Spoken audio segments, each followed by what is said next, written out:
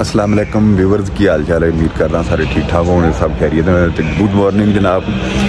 तो सर्दी की मौसम की पहली जी धुंध शुरू हो चुकी हैगी। कल की महकमा मौसमियात की रिपोर्ट सी बई सुबह तो धुंधा शुरू हो जानियां। तकरीबन 8 बजे का टाइम है, तो बहुत शदीद जी धुंध है वो पै रही हैगी। तो तुहानूं मैं चैक करवाना। तो बाकी साढ़े भी जिन्हें पंजाबी वट्टू के चैनल पर आने वाले ने जिन्हें व्यूवर वो साढ़े चैनल में सबसक्राइब कर दें, साड़ी वीडियो लाइक कर दें। चलो जी, मैं तुहानूं मौसम इंजॉय करवाना है।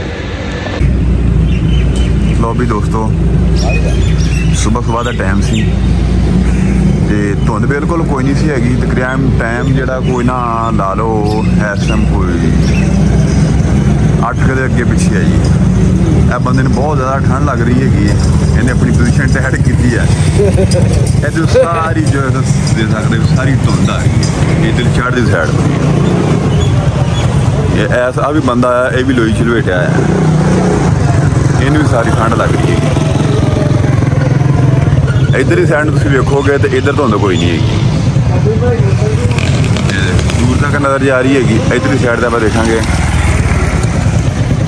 इधर सारी धुंध उतले पासे कोई नहीं धुंध है, थले सारी धुंध है। निज़ाम कुदरत है लगी।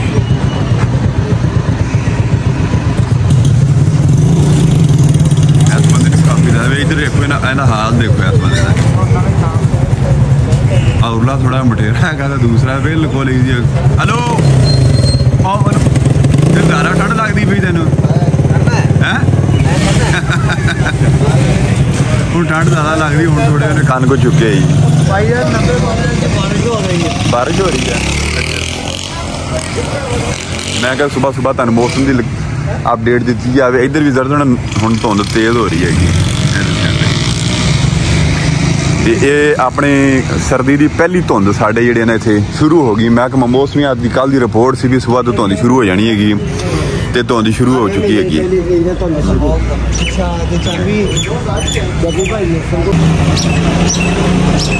सिर्फ तकरीबन कोई 1 मिनट का वक्फा बिच है। इधरली साइड भी तुसीं चेक कर सकते हो, यह दूसरी साइड भी चेक कर। धुंध वेख लो किस जगह वो गड्डी गुजरी जा रही है, नज़र नहीं आ रही रोड पर।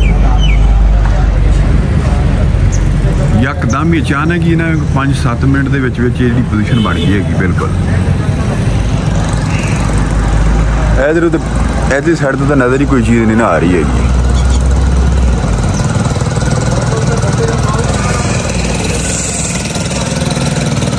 मौसम की अपडेट तो दे रही थी अगे नैक्सट जड़ियाँ धुंधा दस रहे हैं महकमे मौसमियात वाले भी धुंध शुरू हो चुकी हैगी।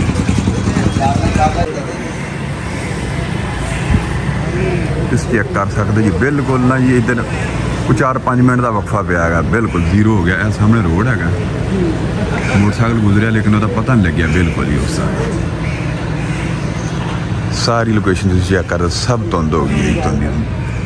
लेकिन उत्ते वेख्या जाए मौसम तो बिल्कुल साफ है। थले हुणी की आई है, अगे सुबह के टाइम से बिल्कुल तो चली गई, मौसम साफ हो गया। तो हुण दोबारा फिर जड़ा ना जी वो भी फारक से सवेरे सवेरे मैं भी कोई दोस्तों को अपडेट दी जाए। लेकिन महकमा मौसमियात की रिपोर्ट के मुताबिक इंदा तो अगे जड़ियाँ ना वो धुंधां शुरू हो चुकी ने जी। बाकी जी इधरली साइड तो देखा जाए तो सूरज ने अपनी दिखाई दे दी हैगी जी। सूरज निकल रहा लाइट।